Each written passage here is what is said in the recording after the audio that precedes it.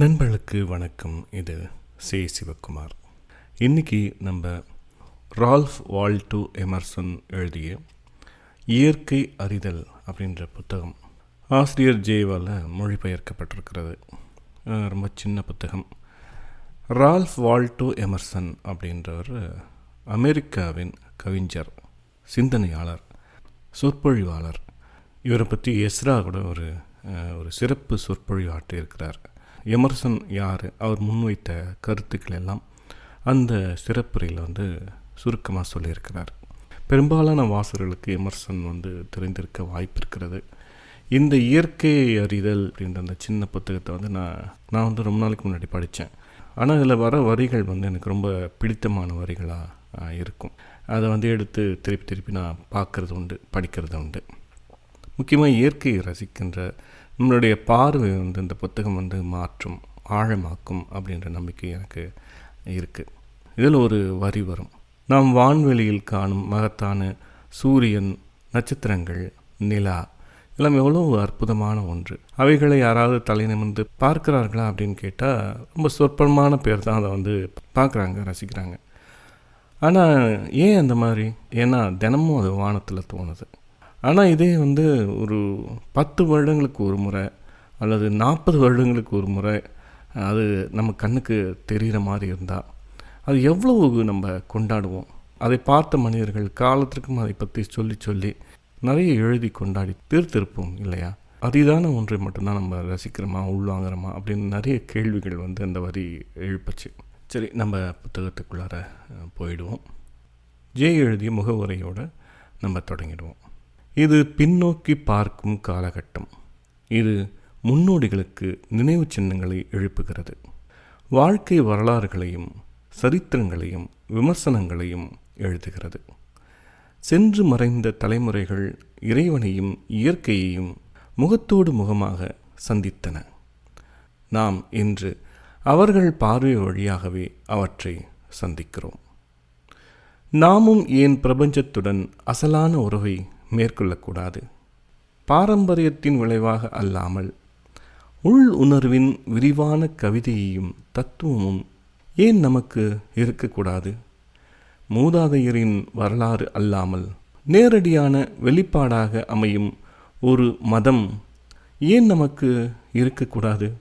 இயற்கையின் இனிய பருவம் என்றால் நாம் மார்புறத் தழுவப்படும் போது, நம்மை சுற்றியும் நமக்குள்ளும் அதன் உயிர் வெள்ளம் பெருக்கெடுத்து ஓடும்போது, அதன் வல்லமை நம்மை அதனுடன் இணைத்து செயல்படுமாறு அறை கூவும்போது, நாம் மட்டும் ஏன் சென்று மறைந்த காலத்தின் உலர்ந்த எலும்புகளை துழாவிக் கொண்டிருக்க வேண்டும்? இறந்த காலத்திற்குரிய நிறமங்கிய உடைகளில் வாழும் தலைமுறைகளை ஏன் அணிவகுக்கச் செய்ய வேண்டும்? சூரியன் இன்றும் ஒளிரத்தானே செய்கிறது.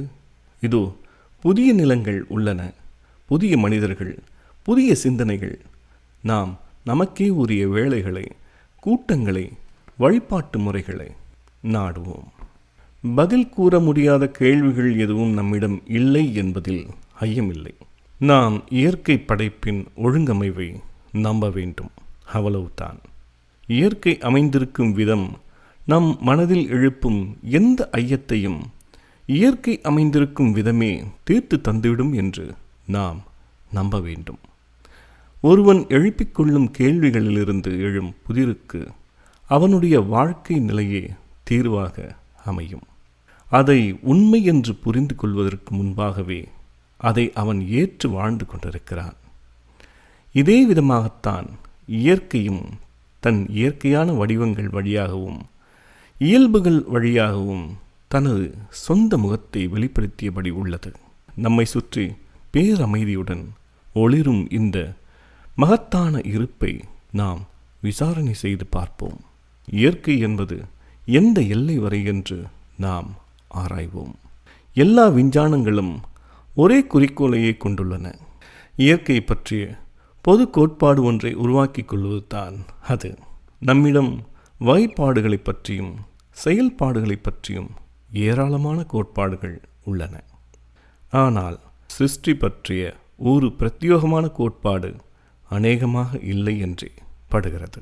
சிந்தனையாளர்களை அபத்தமானவர்களாகவும் அற்பமானவர்களாகவும் கருதிய மத குருமார்கள் தொடர்ந்து விவாதிக்கவும் பரஸ்பரம் வெறுக்கவும் காரணமாக அமைந்த அந்த உண்மையான பாதையில் இருந்து நாம் வெகு தூரம் விலகி வந்துவிட்டோம். ஆனால் திட்டவட்டமாக கணிக்கும்போது அருவமான உண்மையே மிகவும் நடைமுறை சார்ந்ததாக இருப்பதாக தோன்றுகிறது. எப்போதெல்லாம் ஒரு புது கோட்பாடு தோன்றுகிறதோ அப்போதெல்லாம் அக்கோட்பாடே அதற்கான நிரூபணமாகவும் விளங்குகிறது. அதற்கான சோதனை என்னவெனில் அது அனைத்து அடிப்படைகளையும் விளக்கக்கூடியதாக இருக்கும் என்பதே. இப்போது இவற்றில் பல விவாதிக்கப்படாதவையாக மட்டுமல்ல, விளக்கப்பட முடியாதவையாகவும் கருதப்படுகின்றன. மொழி, தூக்கம், பைத்தியம், கனவு, காமம் முதலியவற்றைப் போல. தத்துவார்த்தமாக பார்த்தால் பிரபஞ்சம் இயற்கையாலும் ஆன்மாவாலும் உருவாக்கப்பட்டுள்ளது. எனவே நம்மிடமிருந்து வெளியே உள்ள அனைத்தும், நான் அல்லாதது என்று தத்துவம் பிரித்து காட்டும் அனைத்தும், எல்லா மனிதர்களும், நம் உடலும் மனமும் இயற்கையும் கலையும் கூட இயற்கை என்னும் பொது பெயரில் தொகுக்கப்பட வேண்டும். இயற்கையின் மதிப்பை அளவிடும் பொருட்டும் ஒட்டுமொத்தமாக கணிக்கும் பொருட்டும் நான் இச்சொல்லை இரு தளங்களில் பயன்படுத்துவேன். பொது அர்த்தத்திலும் தத்துவார்த்தமான அர்த்தத்திலும். பொதுவான அர்த்தத்தில் மனிதனால் மாற்றப்பட முடியாத சாரங்களை இச்சொல் குறிக்கும். வெளி, காற்று, நதி, இலை முதலியன. இவற்றுடன் இயற்கையின் இச்சா சக்தி கலப்பதையே நாம் கலை என்று கூறுகிறோம். இயற்கையுடன் இச்சா சக்தி கலப்பதே கலை. உதாரணம், வீடு, சிலை, ஓவியம் சொல்லிக்கொண்டே போகலாம். ஒட்டுமொத்தமாக பார்த்தால் அவனுடைய செயல்கள் சற்று முக்கியமல்ல. சற்று செதுக்குதல், வேக வைத்தல், கழுவுதல், இப்படி ஏதாவது தான் அவை. மனித மனதில் உள்ள உலகம் போல அவ்வளவு பிரம்மாண்டமான பிம்பத்தில் அவை அதிக மாறுதல்கள் எதையும் உருவாக்குவதில்லை.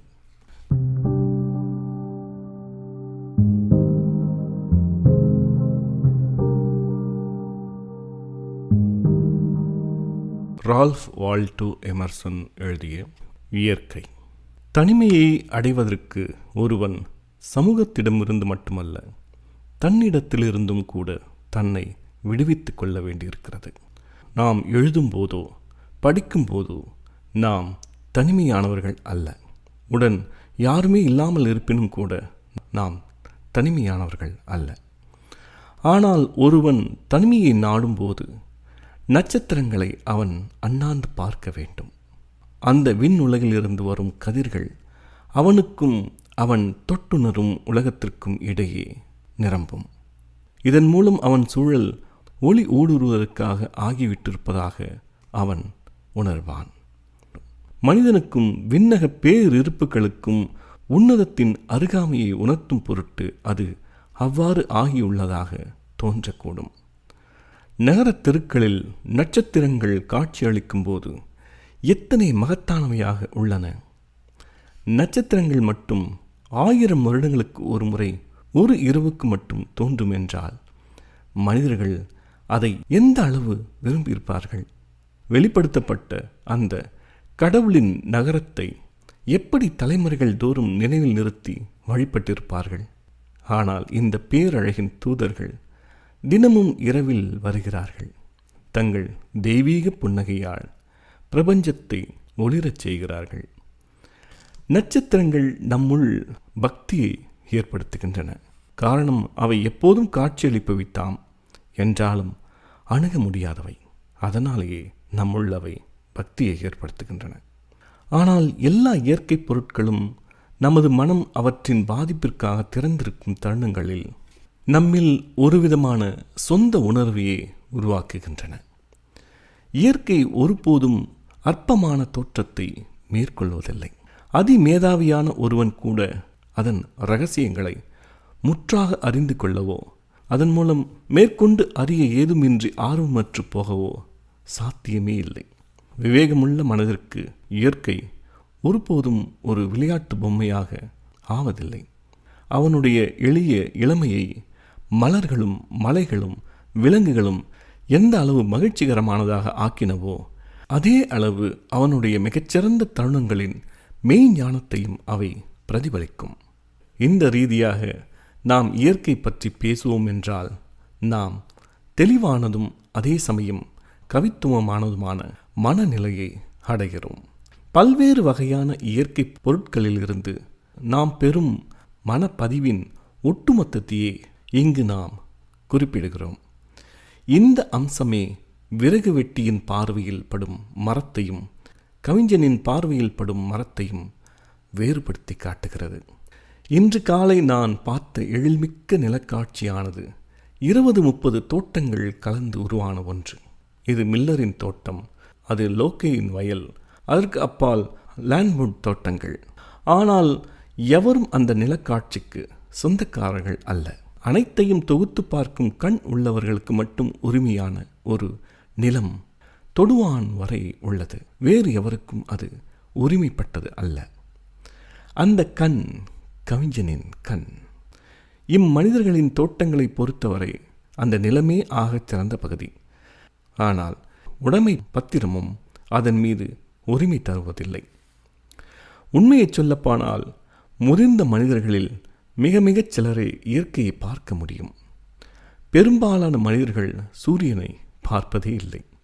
குறைந்தபட்சம் அவர்களுடைய பார்வை மிக மேலோட்டமானது என்றாவது உறுதியாக கூறிவிட முடியும். சூரியன் மனிதர்களின் கண்களை மட்டுமே ஒளிபெறச் செய்கிறது. ஆனால் குழந்தைகளின் கண்களையும் இதயத்தையும் அது சுடரால் நிரப்புகிறது. இயற்கையை நேசிப்பவன் யார்? உண்மையில் எவனுடைய வெளிப்புலன்களும் உட்புலன்களும் பரஸ்பரம் சரியாக பொருந்தி போகின்றனவோ அவன்தான் இயற்கையை நேசிப்பவன். அவன் பெரிய மனிதனாக ஆன பின்பும் கூட குழந்தை பிராயத்தின் விழிப்பு நிலையை தக்க வைத்து கொண்டிருப்பவன். விண்ணுடனும் மண்ணுடனுமான அவனுடைய தொடர்பு என்பது அன்றாட உணவு போல ஆகிவிடும். எவ்வளவு தான் யதார்த்தமான துயரங்கள் அவனுக்கு இருப்பினும் இயற்கையின் அருகாமையில் அவனுள் ஆனந்த உத்வேகம் ஒன்று ஊடுருவிச் செல்லும். இயற்கை சொல்லும், இவன் எனது சிருஷ்டி. இவன் தனது எல்லா அல்லல்களையும் துயரங்களையும் மீறி என்னுடன் ஆனந்தமாக இருப்பான். இள வெயிலும் வேநீர் காலமும் மட்டுமல்ல, எல்லா பருவங்களும் எல்லா நேரங்களும் ஆனந்தத்தை அளிப்பவையே.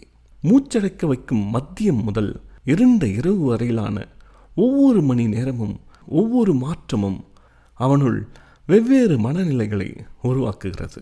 இயற்கையானது சோக காட்சிக்கும் நகைச்சுவை காட்சிக்கும் மிக சரியாக பொருந்தும் ஒரு நாடக பின்புலம் அல்லவா?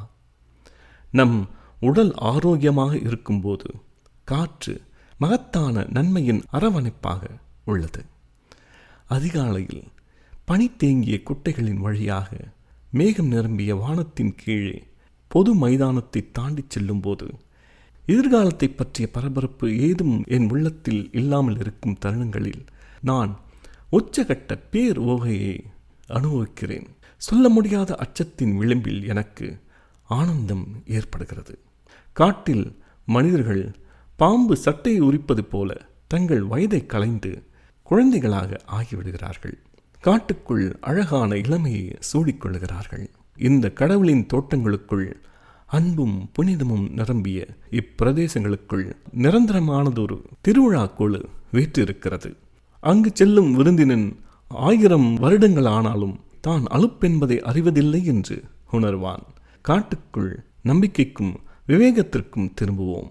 அங்கு இயற்கையால் சரி செய்துவிட முடியாத ஒரு அவமானமும் எனக்கு ஏற்பட முடியாது என்று நான் உறுதியாக உணர்கிறேன். வெறும் மண்ணில் கால் ஊன்றி நிற்கையில் இனிய தென்றல் என் தலைமுடியை சீராட்டுகையில், என் சிரம் எல்லையற்ற வெளியில் உயர்ந்து எழுந்து நிற்கையில் எனது அற்பமான அகந்தை உதிர்ந்து விடுகிறது. அப்பொழுது நான் ஒரு துல்லியமான விழியாடி மட்டுமே, வேறு எதுவும் இல்லை. நான் அந்த விழியாடியை கொண்டு அனைத்தையும் பார்க்கின்றேன். பிரபஞ்ச பேரிருப்பின் சுழலோட்டம் என்னுள் ஊடுருவுகிறது. நான் கடவுளின் ஒரு பகுதி. நான் கடவுளின் ஒரு சிறு துகள். மிக நெருக்கமான நண்பனின் பெயர் கூட அப்போது அந்நியமானதாகவும் அர்த்தமற்றதாகவும் படுகிறது. சகோதரர்களாக இருப்பது, அண்டை வீட்டாராக இருப்பது, எஜமானனாகவோ அடிமையாகவோ இருப்பது எல்லாமே அப்போது அற்பமானவையாக வீண் தொல்லைகளாக தோன்றுகின்றன. நான் கற்றற்றதும் அழிவற்றதுமான அழகின் ஆராதகன். காட்டில் நான் கிராமங்களை விடவும் தெருக்களை விடவும் பிரியத்துக்குரியதும் நெருக்கமானதுமான ஒன்றை தரிசிக்கிறேன். மயங்கி விரிந்த நிலக்காட்சியில், குறிப்பாக தூரத்து தொடுவான கோட்டில், மனிதன் அவனுடைய இயல்பை போலவே தூய அழகொன்றை கண்டடைகிறான். காடுகளும் வயல்களும் அளிக்கும் மிகப்பெரிய சந்தோஷம் என்னவென்றால், அவை மனிதனுக்கும் தாவரங்களுக்கும் இடையேயான இரகசியமான உறவை குறிப்புணர்த்துகின்றன.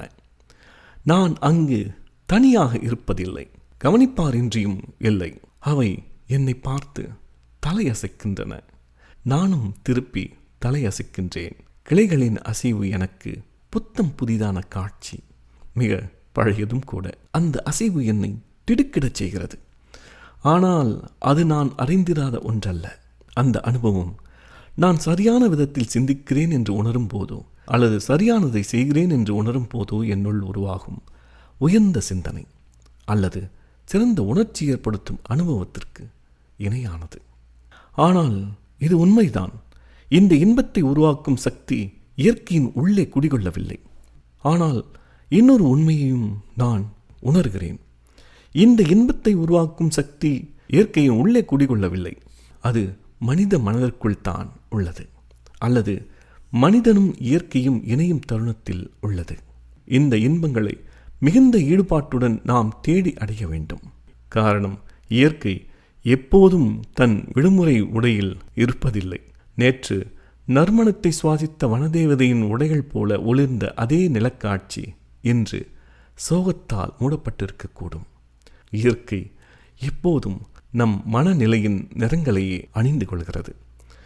பிரச்சனைகளில் சிக்கி உழலும் ஒருவனுக்கு அவனுடைய சொந்த வீட்டு நெருப்பின் கதகதப்பு கூட சோகத்தை உள்ளடங்கியதாக இருக்கும். நெருங்கிய தோழன் ஒருவனை மரணத்திடம் பறிகொடுத்த ஒருவனுக்கு நிலக்காட்சி மனக்கசப்பையே தரக்கூடும். இயற்கை என்ற கட்டுரை இதோடு முடிகிறது. இதனோட ஒவ்வொரு வார்த்தையும் திருப்பி திருப்பி படிக்கக்கூடியதாக இருக்கும். நான் மொத்த கட்டுரையும் திருப்பி படிக்கலனாலையும் இந்த கட்டுரையில் ஏதோ ஒரு பக்கத்தை திறந்து ஏதோ ஒரு வரியை மட்டும் நான் திருப்பி படிப்பேன். மூச்சடைக்க வைக்கும் மதியம் முதல் 2 இரவு வரையிலான ஒவ்வொரு மணி நேரமும் ஒவ்வொரு மாற்றமும் ஒவ்வொரு மனநிலையுடன் சம்பந்தப்பட்டுள்ளது அப்படின்ற வரி நம்ம படிக்கும்போது காலையில் எழுந்த உடனே மனசு அப்படி லேசாக அழகாக சோம்பலின் சுகத்தோடு இருக்கிறத நம்ம பார்க்க முடியுது. கொஞ்சம் கொஞ்சம் வெயில் ஏற ஏற மனதோட வேகமும் மாறிக்கிட்டே வருது. வெயில் ஏற ஏற நம்ம பரபரப்பாகிட்டே இருக்கும். உச்ச வெயிலில் மனம் தேவையில்லாமல் நச்சரிக்க தொடங்குது. அப்படியே கொஞ்சம் கொஞ்சமாக மாலை ஆகும்போது அப்படியே மனதின் எண்ணங்கள் எல்லாம் அப்படியே அமையறத பார்க்க முடியுது. இரவு தருகின்ற அமைதி ஒரு அலை போல எழுந்து அப்படியே திரும்பி அமைகிறது. மறுபடியும் அந்த அலை உருவாகி மறுபடியும் அமைகிறது. அது இல்லாமல் இன்னொரு வரி பார்த்திங்கன்னா, கண் ஒரு சிறந்த தொகுப்பாளர் அப்படின்ற வார்த்தை எனக்கு ரொம்ப பிடிக்கும். எங்கள் கிராமத்தில் வீட்டிலலாம் எங்கள் ஊர்லலாம் ஏரிக்கரில் நான் போகும்போது ஒரு பக்கம் கண்ணு கெட்ட தூரம் வரையும் தென்னை மரங்களாக இருக்கும் ஏரியோட ஒரு பக்கம்.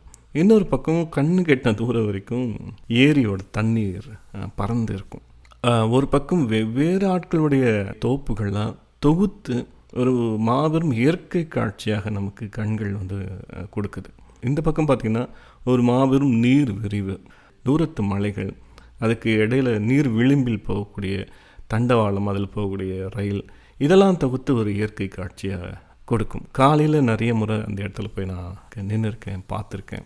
இந்த இயற்கை காட்சி, அது தருகின்ற அற்புதமான உணர்வு, இதுக்கெல்லாம் நான் காசு எதுவும் கொடுக்க போகிறதில்ல. இல்லை அந்த தோப்புக்காரங்கிட்ட எல்லாம் போயிட்டு நான் அனுமதியெல்லாம் வாங்க போகிறதில்ல. கண்ணுக்கும் அந்த நிலப்பகுதிக்கும் ஒரு தொடர்பு உருவாகி மனதில் அற்புதமான உணர்வை உருவாக்குது. அந்த உணர்வுக்கெல்லாம் பொருள் மதிப்பீடெல்லாம் நம்ம போடவே முடியாது. கண்கள் ஒரு மிக சிறந்த தொகுப்பாளன் அப்படின்ற வரி, நிறைய வரிகள் இந்த கட்டுரையில் நான் திருப்பி நினச்சி பார்க்குற வரிகளாக இருக்குது. ஒரு ஊரில் ஒரு தெருவில் நம்ம நடந்து போகும்போதோ, ஒரு கூட்டமான மனிதர்களுக்கு நடுவில் நம்ம நிற்கும் போதோ, நம்மளை அவமானப்படுத்தக்கூடிய அல்லது சிறுமைப்படுத்தக்கூடிய ஏதோ ஒன்று நிகழ்வு அங்கே நிகழ்றதுக்கான வாய்ப்பு நிறையா இருக்கும். அல்லது நம்ம அப்படி நம்ம உணரக்கூடிய வாய்ப்பும் இருக்குது. ஆனால் காட்டில் இயற்கைக்கு நடுவில் நம்ம நிற்கும்போது அது உங்களுக்கு எந்த ஒரு அவமான உணர்ச்சியும் ஏற்படுத்தாது. இன்னும் சொல்லப்போனால் அப்படி நம்ம நிற்கும்போது நம்ம மனசில் எந்த ஒரு கவலையான உணர்வுகளோ ஏற்படுவதும் இல்லை. அப்படி நீங்கள் கவலையாக இருந்தால் கூட இயற்கைக்கு முன்னாடி போய் நிற்கும்போது அந்த கவலையெல்லாம் ஒரு சின்ன தூசு போல தான் தெரியும், கண்ணுக்கே தெரியாமல் இல்லாமல் ஆகிவிடும் அப்படின்ற வரிகள்லாம் கூட நான் திருப்பி திருப்பி யோசித்து பார்க்கக்கூடிய ஒன்றாக தான் இருக்கும். நண்பர்களே, இதே போல் வெவ்வேறு தலைப்புகளில் மொத்தம் 8 கட்டுரைகள் இந்த புத்தகத்தில் தொகுக்கப்பட்டிருக்கு. தமிழினி பதிப்பகம் இந்த புத்தகத்தை வெளியிட்டிருக்கு. ரொம்ப சின்ன புத்தகம், ஒரு 70 பக்கங்கள் வரக்கூடிய புத்தகம் தான். ஆனால் ஒவ்வொரு வரியும் நம்ம திருப்பி திருப்பி படிக்கக்கூடியதா, மனசில் நிறுத்திக்கக்கூடியதாக இருக்குது. வாய்ப்பு இருக்கிற நண்பர்கள் இந்த புத்தகத்தை படிக்கலாம். இது சி. சிவகுமார். நன்றி நண்பர்களே.